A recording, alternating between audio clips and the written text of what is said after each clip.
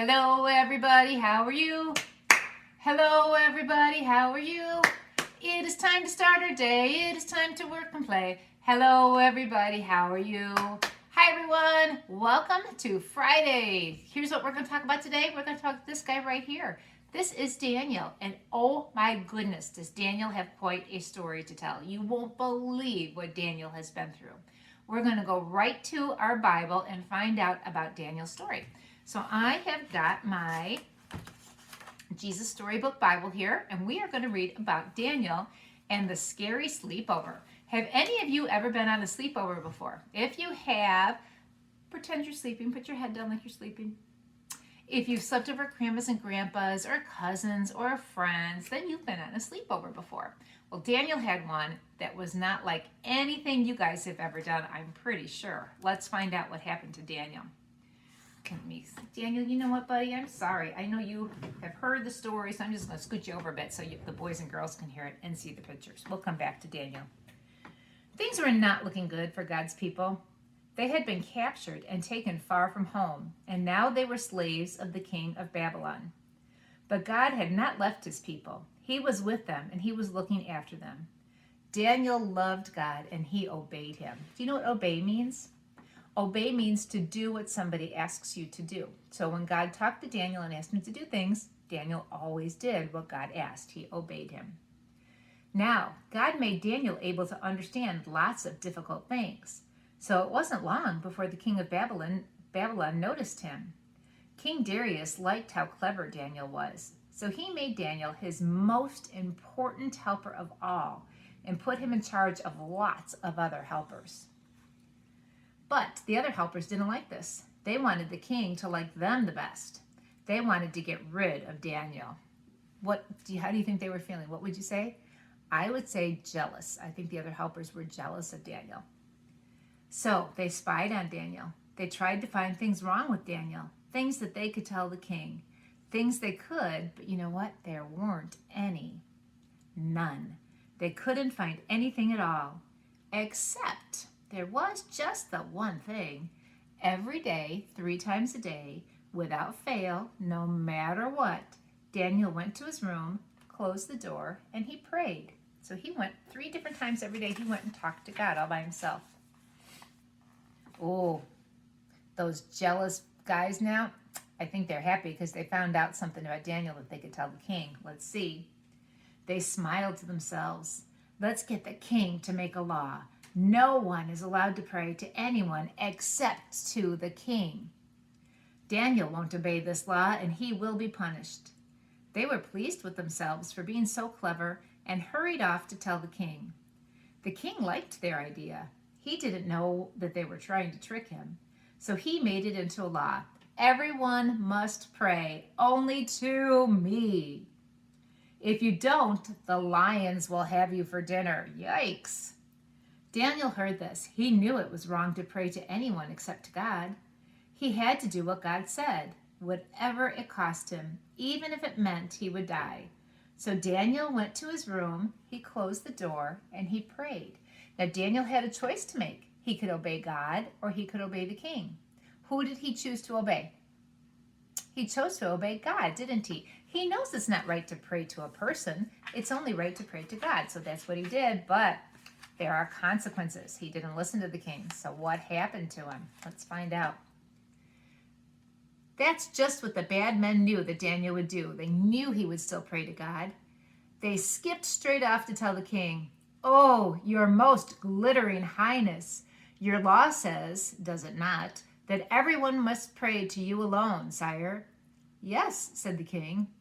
"Oh, magistral brightness, then correct us if we're wrong, but it would seem that Daniel is praying to God and not to you."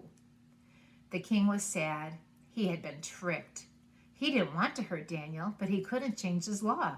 And so he let the soldiers throw Daniel to the lions. Look at that. "May your God, who you love so much, rescue you," the king said. The king was sad that he had to do it, but he said he was going to, so he did. But the king is now hoping that God will help. Well, this is interesting. Look at those ferocious lions. The king went back to his palace, but he didn't sleep that night, not a wink. He tossed and turned until finally, at the first glimmer of dawn, he leaped out of bed and ran straight to the den. "Daniel," he cried, "has your God rescued you?"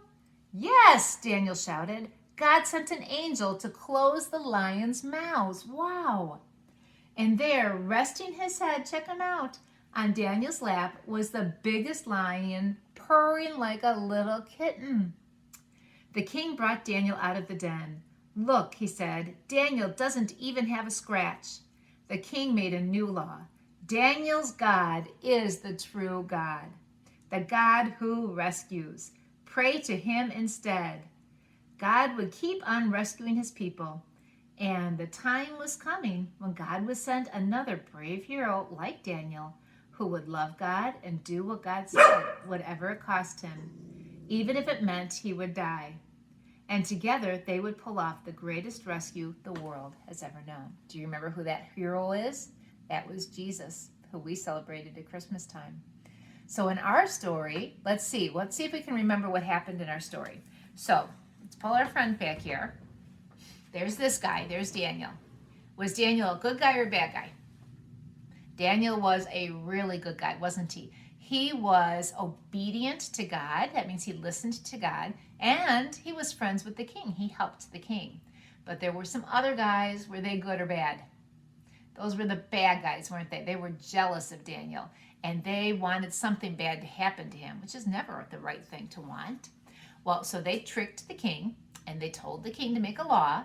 So Daniel would only be able to pray to who? Or all the people would only be able to pray to the king. That's not right, is it? That's wrong. But did Daniel listen to that law? Nope. Daniel still went up to his room 3 times a day. He got down on his knees and he folded his hands and he prayed to God, not to the king. 3 times a day he did that. So 3 times a day, Daniel broke the law of the king. Well, the king's other friends told the king what was going on, so the king had no choice but to do what to Daniel? He took him and he lowered him into the lion's den. Now here's my lion. This is my ferocious lion. Isn't he scary? He lives in here in this den. And he's growling. Can you hear him roar? He's roaring in there. When Daniel was brought there and he was lowered into the den, he's alone with the lions. What should happen? What do lions do? Well, they're hungry. They're going to eat him, aren't they? Nope, they didn't. Who rescued him? That's right, God did. God always rescues us. He saved Daniel. Daniel and the lion became friends. The lion was purring and letting Daniel pet him, and they were living together happily in the lion's den when the king came to find him the very next morning. And Daniel didn't even have a scratch. The lion didn't touch him at all. God always rescues us. We need to stay obedient to God. We need to pray to God, and he will always help us. So, you guys want some stuff to do today? I've got a couple of things you can do. First of all, you can make your own lion's den. I've got a box, I've got some blocks, and I put my lion in there, I put my Daniel in there, and then you could try rescuing them. What can you put together to rescue your Daniel? Here's some things I have. I have a pipe cleaner. I thought maybe I could even put a couple pipe cleaners together and I could lower it into the den and have Daniel can grab onto it. I could raise him out. If you don't have pipe cleaner, I have yarn. You know what else you could use? You could use, I lost mine. Here you go. If you have some popsicle sticks or craft sticks, what can you create with this?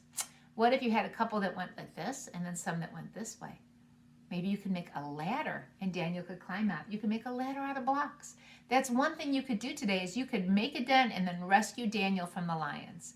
Something else you could do, you can make your own lion. The other day we talked about how March roars in like a lion. And then we talked about animals at the zoo. We're talking a lot about lions this week. Well, let's make a lion. I am going to take that same stick that I just had and I'm going to staple it onto a paper plate because then when I do, watch what I'm going to make. I am going to be a lion. I can make a lion, see my stick there? A lion puppet with me being the face of it. Here's what I did. I took my paper plate, I cut out the middle, and then I have 3 colors of paper. Can you tell me what I have? I have orange, I have yellow, and I have brown. So now I'm going to take my scissors, 2 fingers on the bottom, thumb up on top, open the mouth, and chop, chop, chop.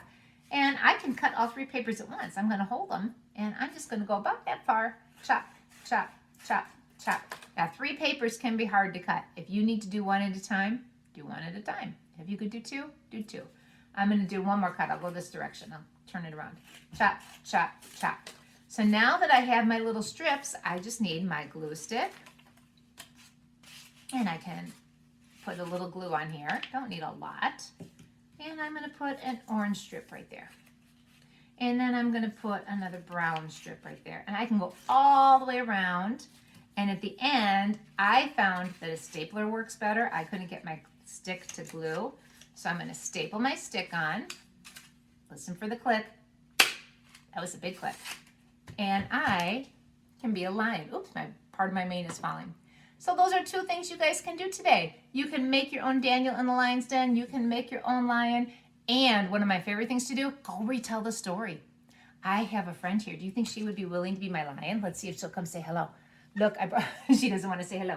I brought my own lion today. So I can take her and I can go retell the story. Have a great day, everybody. I will see you next time.